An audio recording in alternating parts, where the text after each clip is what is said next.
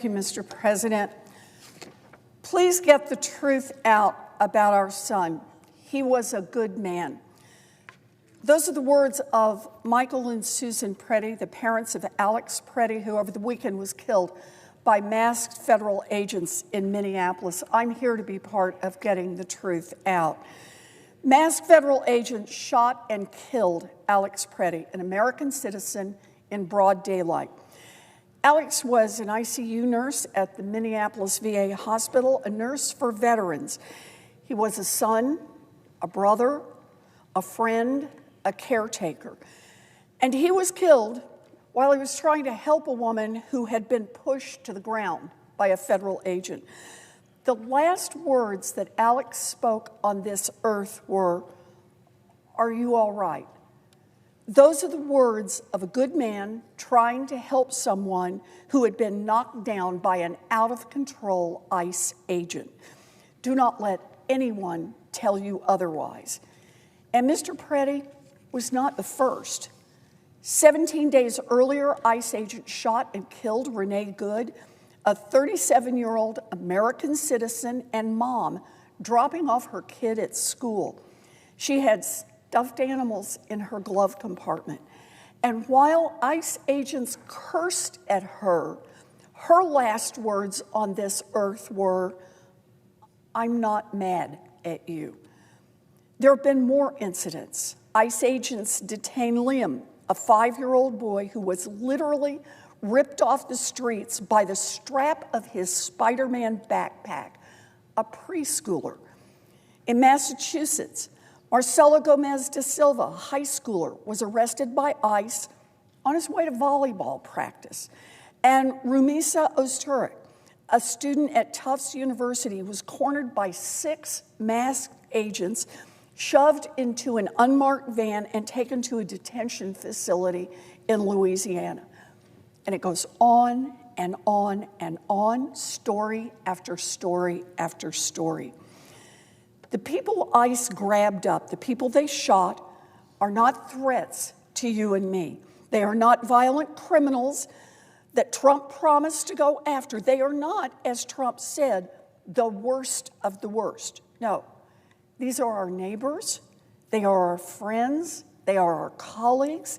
They are people who treat us when we are sick. The risk is not from them.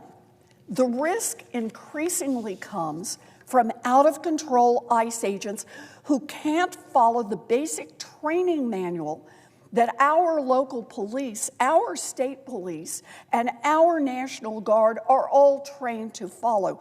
This invasion by ICE is not making anyone in America safer. And if we don't put a stop to it, these masked agents are going to kill more people. We are at a turning point in our country.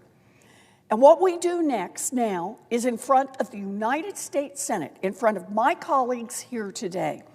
This week, we are tasked with funding the government, and one part stands out. Last summer, Trump and the Republicans lavished ICE with $75 billion. That is more than their annual budget for 7 years.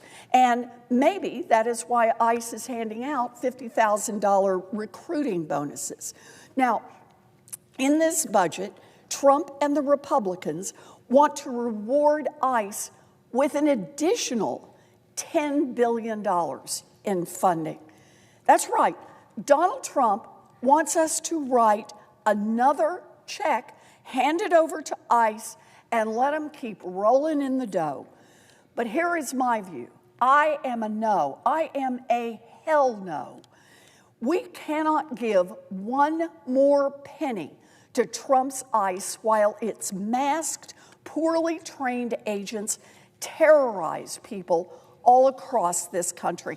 It is time for the United States Senate to step up and stop ICE's violence. We must stand united, and we must fight back, and we must do it now. I want to be clear. If it were up to me, Congress would completely overhaul ICE, strip the agency down to the studs, repeal billions in Trump's bloated spending, and end these abuses entirely. And I'm going to keep fighting for that. But there are also some immediate common sense steps that we can take right now.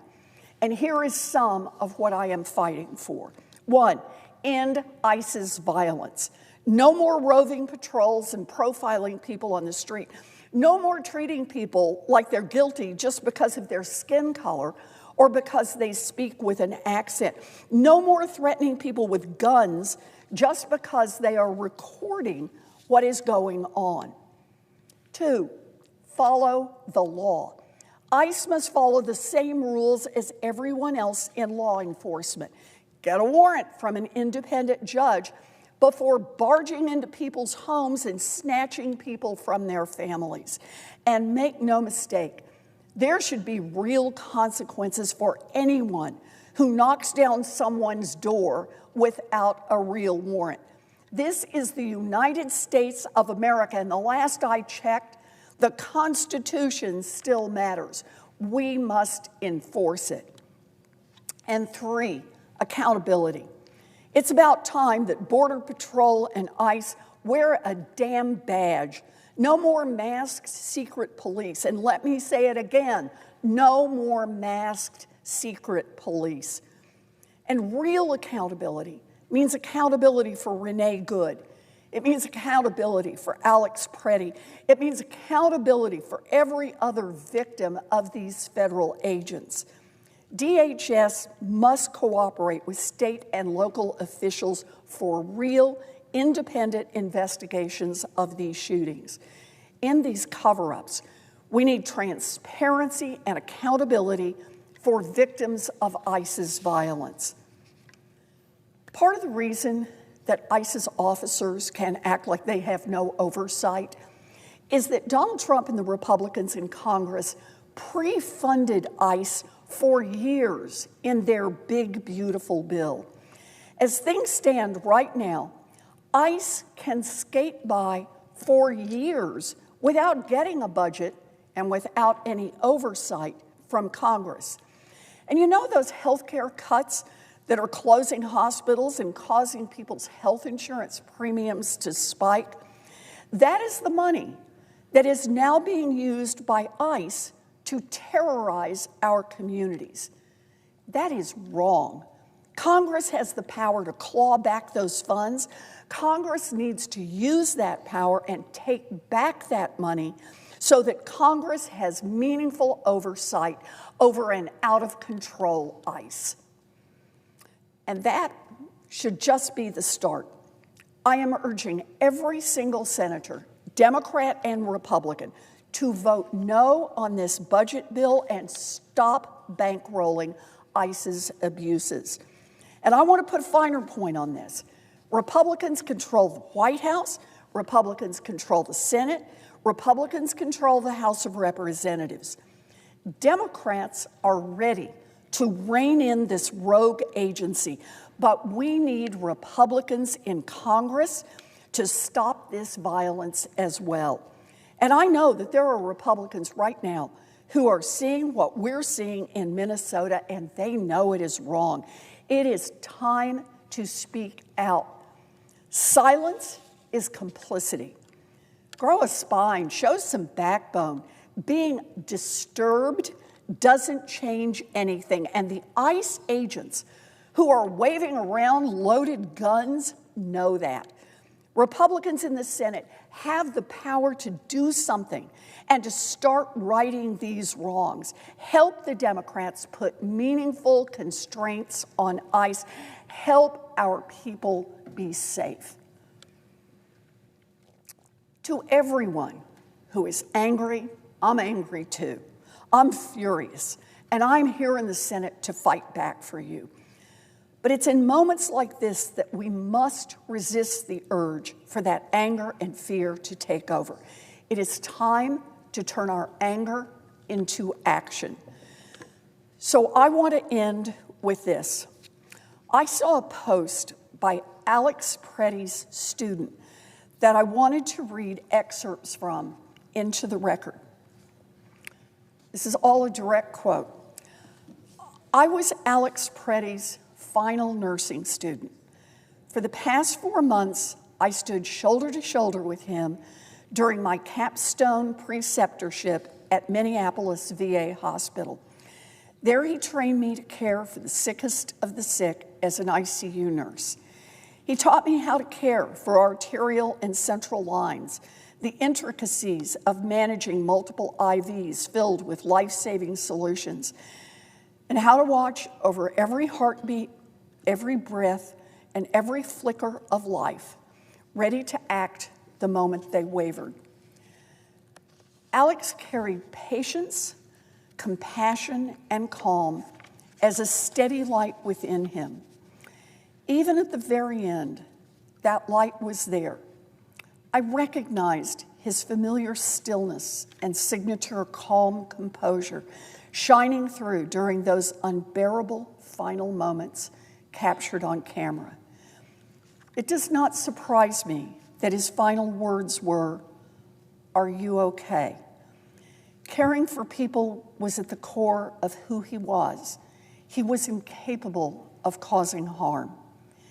He spoke out for justice and peace whenever he could, not only out of obligation, but out of a belief that we are more connected than divided, and that communication would bring us together. Please honor my friend by standing up for peace, preferably with a cup of black coffee in hand and a couple of pieces of candy in your pocket, just as he would. Step outside with your dog, breathe in the world, hike or bike as he loved to do, and let yourself find peace in the quiet moments within nature. Stand up for justice and speak with those whose views differ from your own. Hold your beliefs with strength, but always extend love outward, even in the face of adversity. Take one step, no matter how small, to help heal our world. Through these acts, carry his light forward in his name. Let his legacy continue to heal. Like many of you, I see the video of his death, and I am gutted. I see him lying on the ground as 2 ICE agents pump a total of 10 bullets into him. I see his lifeless body on that cold Minneapolis street, and I feel sadness and anger and horror down to my bones. But here's what gives me slivers of hope. It's every single person who is speaking out and who is refusing to stay silent in the face of these injustices. It is the post from his last student. It is the hundreds of thousands of Minnesotans who haven't been baited into violence, but instead who continue to show up and peacefully protest. They are a reminder that now is the time to dig deep, stand up, and say clearly, what ICE is doing is wrong, and we can stop it. We must stop it. It is time to get ICE out. Because if we don't speak up, we are complicit in this violence. If we don't speak up, we are giving our okay to a federal agency that is openly and aggressively violating the Constitution. If we don't speak up, we are giving up on our democracy and our country. It is time to speak up. It is time to make meaningful change, and that change starts right here, right now, in the United States Senate. Thank you, Mr. President. I yield.